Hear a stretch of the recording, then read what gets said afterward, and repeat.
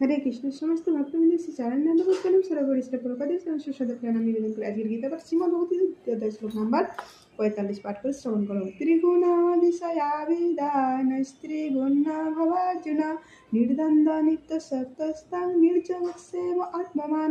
তো ভগবান বলছেন,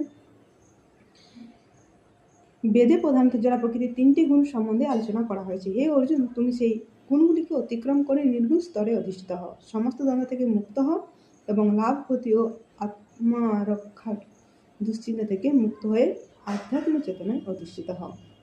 তো ভগবান বলছেন যে কেবলমাত্র ভক্তি অবলম্বন করো। তুমি দেবদেবীর পূজা, কর্মকাণ্ড, পুণ্যকর্ম, তো এগুলো ত্রিগুণের মধ্যে, ত্রিগুণের ঊর্ধ্বে সেটা হচ্ছে ভগবত ভক্তি। তো এই ভগবত ভক্তি শুধুমাত্র অবলম্বন করো।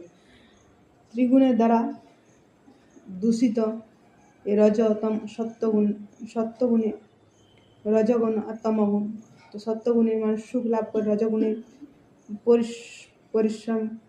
কঠিন পরিশ্রম করে এবং তমগুণ নিদ্রা অলস্য হয়। তো এই তিন গুণ কেবল তুমি 3 গুণের ঊর্ধ্বে কেবল ভগবত ভক্তি অবলম্বন করো, তাহলে তুমি প্রকৃতির চিন্ময় সুখ লাভ করতে পারবে। তো প্রকৃতির শান্তি সুখ লাভ করতে গেলে তুমি শুধু ভগবত ভক্তি অবলম্বন করো। এই ভগবত ভক্তি অবলম্বন করলে তুমি প্রকৃতির শান্তি লাভ করতে পারবে। তাই সেটাই ভগবান এখানে বলছেন যে কেউ যদি স্বর্গে যাওয়ার চেষ্টা ইচ্ছা হয়, তাহলে সেখানে প্রকৃত সুখ হবে না।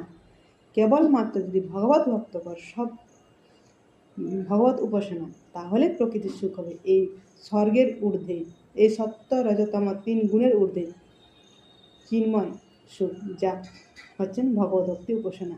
তো ভগবান সেটাই শুধু তুমি ভগবত ভক্তি উপাসনা করো। বিভিন্ন রকম কর্মকাণ্ড, দেবদেবীর উপাসনা, পূজা এবং পুণ্যকর্ম, এইসবের ঊর্ধ্বে তুমি ভগবত ভক্তি করো। ভগবত ভক্তি করলে এই সমস্ত যে এর ত্রিগুণের ঊর্ধ্বে এবং প্রকৃতিক সুখ, চিন্ময় সুখ সেখানে।